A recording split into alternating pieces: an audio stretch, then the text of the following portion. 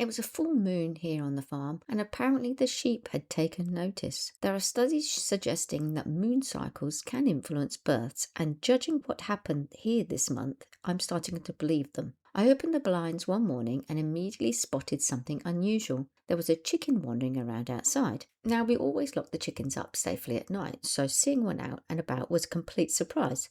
Somehow, she managed to jump the fence and spent the night out on the town. But the chicken wasn't the only surprise waiting for me that morning. As I looked across at the sheep, I noticed old Ewe standing with something black beside her. At first glance, I thought a raven was pecking at her, so naturally I grabbed the binoculars for a closer look. And that's when I realised it wasn't a bird, it was a lamb. And not just any lamb, a totally black lamb. Now, you might be wondering why that was a bit of a surprise. Well, all our ewes and rams are white, with black heads, apart from two which are completely white. So a little black lamb was certainly something we weren't expecting. I watched as old Ewe carefully cleaned her new arrival, but then she stopped and started straying again. At first, I thought she was simply passing the afterbirth, so I continued watching, but then realised she was having another lamb. And to my absolute delight, I was able to watch the entire birth unfold, all by using binoculars.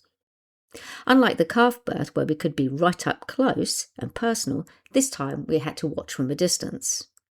But honestly, it was every bit as exciting. 2 new lambs and both completely unexpected colours.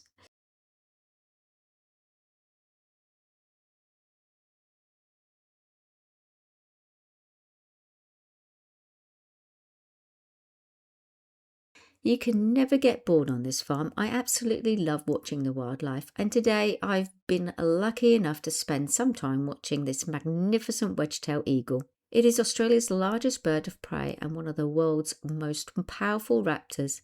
They generally feed on things like kangaroos and other marsupials and rabbits, and we certainly have plenty of rabbits around the farm. There are usually 2 of them, and they live out in our back paddock on the farm in an old tree, and that's one of the reasons we'll never use poisons to control the rabbits or foxes here. We want to protect the wildlife that shares this place with us. Occasionally they take vulnerable young animals, including lambs and chickens, so they're definitely something we have to keep an eye on, but for the most part they're magnificent birds to have around. They can have a wingspan up to 2.84 metres or 9 foot 4 inches in old money. That's a little bit shorter than 2 of me, so they're absolutely huge, and they can weigh around 2.5 kilos. They really are incredible to watch. One thing I'd love to do is capture better footage of them, but unfortunately I just don't have a lens powerful enough to get the close-up shots I'd really like. Anyway, enough watching wildlife. It's time to get back to farm jobs.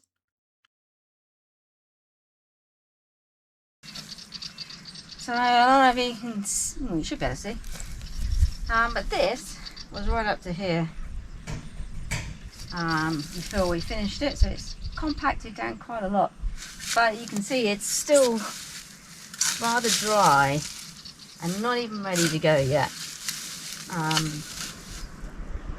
Doesn't get hot like I was hoping it to. I think it might be because the beds are too big. I don't know. I'm not sure. It can't be. It might be air. Now, one of the things that I've seen people do, and they put a tube in the middle, and then they pull it out once they filled it to allow air to go in. So I'm wondering whether that might be a good idea. I might do that. I'll have to go and buy a tube though, a bit of poly drain pipe thing. So I am still experimenting on this, but it's it's not great, but it's not that bad either. It's been only probably a couple of months, so it's not that bad, and I haven't been moving it as often as I should like to. Normally I turn my compost bins about once a month, usually around a particular moon phase, but I'm a little behind at the moment and I didn't want to wait any longer. It's dry on the outside, but as you get towards the middle, Look, it's not too bad, and there's lots of worms going on in there. So it's actually not bad soil. I think I might go and get the hose and put the hose on it as well. That'll help with the dry bits.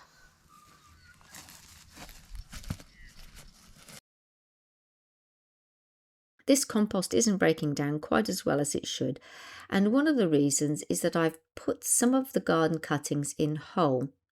Really, I should have chopped them up with the secateurs or put them through a wood chipper first. The smaller the pieces, the quicker they break down. But I'm not too worried about it. Once this compost is ready, I can use some of the rougher material in the bottom of the empty garden beds, where it can continue to break down and improve the soil over time.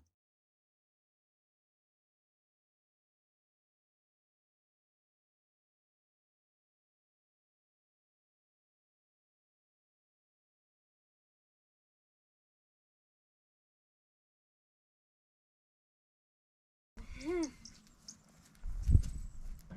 been very careful whilst I've been putting the fork in everything and going around the back. This is why I've been using my hands. I know that's a stupid idea, but this is the reason.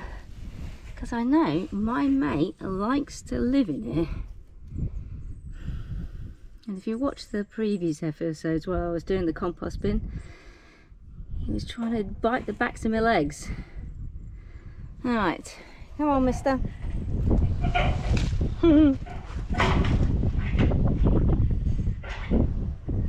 He's cool though.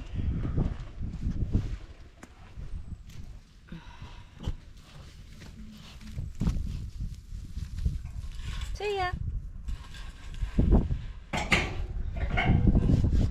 Right, hopefully he doesn't come back like he did last time. He's comfy in there now, back in his compost bin.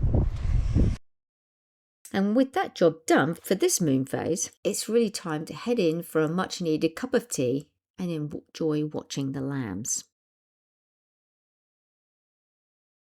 But sometimes farm life can change in an instant. Not every birth this month had a happy ending, and a few days later, we woke to discover that Time had given birth. Sadly, her lamb was a stillborn. Mum was close by, but she wasn't attending to him, so I rushed out to check. But it was already too late. From the condition of the lamb, the fact that he was still wrapped in the birth sack and was cold, it appeared that he had died during the birth. We can only assume it happened late that night or in the early hours of the morning. It's one of those difficult realities of life on the farm. There are wonderful moments, and then there is the heartbreaking ones. That very same evening, another surprise waiting for us. We were just getting ready to leave the farm for an evening out celebrating our grandson's 9th birthday, and just as we were about to go out, we spotted Melody down by the fence line. She was looking rather sheepish. It seemed pretty clear she had something on her mind. Jokingly, I told her to hold on and wait until the morning, and with that we headed off to enjoy our evening. When we returned later that night, we discovered that Melody clearly hadn't listened to me. She had literally just given birth to a beautiful new lamb and was busy cleaning him up as we were putting the chickens away for the night. And then came another surprise the following morning. Melody had given birth to a second lamb, and thankfully both little boys were healthy, happy and doing beautifully. Melody is one of our friendliest sheep and is always happy to come over for some attention and a few scratches. And now, of course, she had 2 brand new little boys to show off. They were curious too, and both were very keen to come over and investigate. And Andy couldn't resist and managed to get a sneaky little cuddle with one of them. Totally cute, isn't it? Oh, mate! Didn't get your landing gear down in time. That's the beauty of life on the farm during a full moon. You just never quite know what the day is going to bring and what is just around the corner. But that's another episode. Until next time. Thanks for watching. Like, subscribe and share.